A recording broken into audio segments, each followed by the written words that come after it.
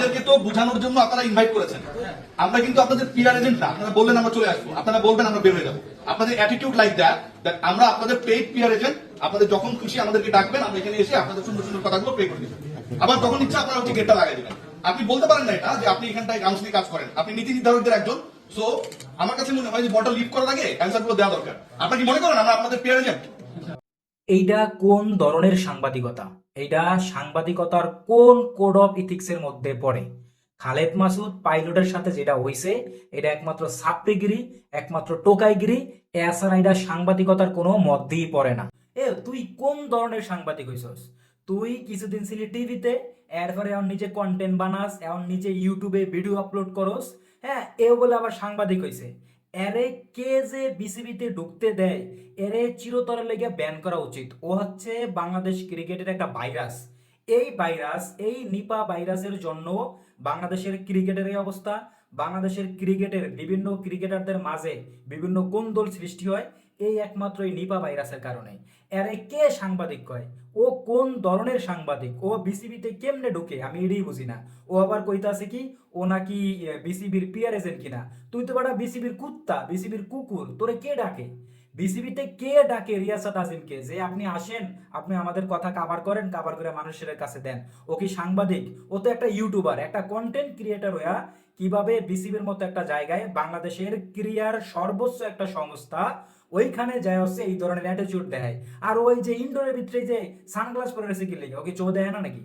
চোখে সমস্যা নাকি? যে কালো গ্লাস পরে আরবার কোশ্চেন করতে আছে, মনে হয় যেন ওই যে বিশাল বড় সিনেমার কোনো বিলেন আইছে যে হচ্ছে সকল কিছুর ঊর্ধ্বে, একেবারে সকল কোশ্চেন পুরো তছনছ করে লেবো। মানে এটা কোনো সাংবাদিকতা হইলো? মানে ও তো কালকে সাফরিগিরি ছাড়িয়ে গেছে। সাফরিরা যেভাবে থাকে, সাফরিদের অ্যাটিটিউড যেটা হয়, রিয়াসাত আজিম কালকে এটাই দেখাইছে। রিয়াসাত আজিমকে এখন কি করা উচিত জানেন? ওর যে অ্যাটিটিউড, ওর যেই যে পাওয়ার বা ভোকাল টোন টোন যেই শক্তিশালী, ওরা হচ্ছে বিভিন্ন টেম্পো স্ট্যান্ডে দেওয়া উচিত যে ওই জায়গায় ডাকবো ভাই মোহাম্মদপুর ফার্মগেট গুলশান বাড্ডা লিং রোড নতুন বাজার, এমন করে হচ্ছে ওই যে যাত্রী ডাকবো। এটা ভালো পারতো। মানে হ্যারে কেমনে, মানে রিয়াসাত আজিম এরা হচ্ছে বললিয়া যায় এই খালেদ মাসুদ পাইলটরে হচ্ছে বাংলাদেশে যে ক্রিকেট আছে এই ক্রিকেটকে এই পর্যায়ে আনছে। সো ওরা আসলে বললিয়া যায়, ওকে বলবো না। ও তো আসলে সাংবাদিকতার যে মেন্টালিটি, ওর তো জ্ঞানই নাই।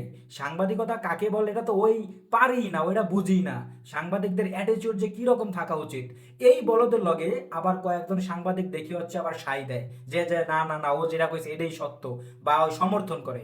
মানে বাংলাদেশের সাংবাদিকতা এমনিতেই নিম্ন স্তরে আছে, দালালি বাটফারি চাটুকারিতায় ভরা। এরপরে হচ্ছে এই যে কন্টেন্ট ক্রিয়েটর, আর হচ্ছে এই যে সাফরিগিরিরা, এই সাফরি মারানির ফুতে গলে গিয়া যে বাংলাদেশের ক্রিকেটটা ধ্বংসের পথে, অগরি আবার বিসিবি হচ্ছে বারবার ঢুকতে দেয়। বিসিবির এখন অতি শীঘ্রই উচিত এই সকল ছাত্রীদেরকে, এই সকল টোকাইদেরকে বিসিবি থেকে চিরতরে ব্যান করে দেওয়া উচিত। একমাত্র টিভি সাংবাদিক ছাড়া কেউ বিসিবিতে ঢুকতে পারবো না।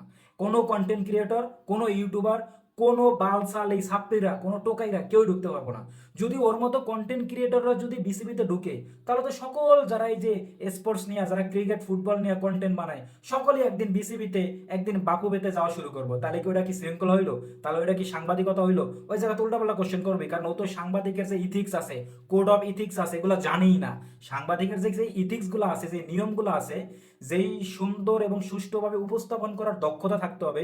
কোশ্চেন আপনি করেন, কিন্তু কোশ্চেন করার যে অ্যাপ্রোচ থাকবো, যে আপনার দক্ষতা থাকবো, যে আপনার নমনীয়তা থাকবো, সাংবাদিকতার কোড অফ ইথিক্সে যেগুলো আছে এগুলো তো জানি না। ও জানবো কেমন? ও সারা বছর করে আছে টোকাইগিরি সাপ্রিগিরি, এরপর হচ্ছে নিউজ চ্যানেল থেকে লাথি দিয়ে বের করে দিছে, এখন নিজে হচ্ছে কন্টেন্ট বানায়, এ আবার বিসিবিতে ঢুকে গলায় কাটাটা লাগে। এই কাটারে কে দিছে? বিসিবির অতি শীঘ্রই উচিত এই সকল, শুধু ও না, এইরকম যত ছাত্রী আছে সবগুলারে একেবারে ব্যান করে দেওয়া উচিত। এরা কোনো ইভেন্টে, কোনো খেলায়, কোনো কিছুতেই সাংবাদিকদের মাঝে মিশে এই রকম যেন উদ্ভট উদ্ভট আচরণ না করে, এই রকম যেন ছাত্রীগিরি না করতে পারে। এইগুলা বিসিবির এখন থেকে ফুল সিদ্ধান্ত নেওয়া উচিত। কারণ এই ছাত্রীগুলো কি বাংলাদেশ ক্রিকেটের ভিতরে যে কোন্দলগুলো আছে, পার্সোনাল যে কোন্দল, বিসিবি পরিচালক এবং প্লেয়ারদের মধ্যে যে কোন্দলগুলা, এই ছাত্রীরা, এই টোকাইরা এগুলো হচ্ছে ঘটায়। ওদের জন্য হচ্ছে এরকম। আগে তো এরকম ছিল না, জন পঞ্চপাণ্ডব ছিল, কত সুন্দর সুশৃঙ্খল ছিল, কারণ তখন হচ্ছে এই ছাত্রীরা ঢুকতে পারতো না। এখন এই ছাত্রী টোকাই দিয়া পুরো বিসিবি ভরে গেছে। ভরে এখন বিসিবির পরিচালকগুলো আছে বিপদে, বিভিন্ন সময় বিভিন্ন উদ্ভট প্রশ্নের সম্মুখীন হওয়া লাগে। সো বিসিবির এখন সিদ্ধান্ত নেওয়া উচিত। কালকে শুধু খালেদ মাসুদ পাইলট কি রিয়াসাত আজিম অপমান করে নাই, রিয়াসাত আজিম অপমান করছে সারা বাংলাদেশের ক্রিকেটকে, সারা বাংলাদেশের ক্রিকেট ফ্যানকে। সো বিসিবির এটা এখন চূড়ান্ত সিদ্ধান্ত নিতে হবে যে এই সকল সাপ্রি টোকাই মার্কা সাংবাদিক, কিসের সাংবাদিক, এরা হচ্ছে সাংঘাতিক, এরা হচ্ছে কন্টেন্ট ক্রিয়েটর, এরা যেন বিসিবিতে আর কোনো দিনই ঢুকতে না পারে। তাইলে দেখবেন যে পুরা বিসিবি শান্ত হয়ে যাইব, আর টোকাই সাফরি মুক্ত বিসিবি আমরা চাই।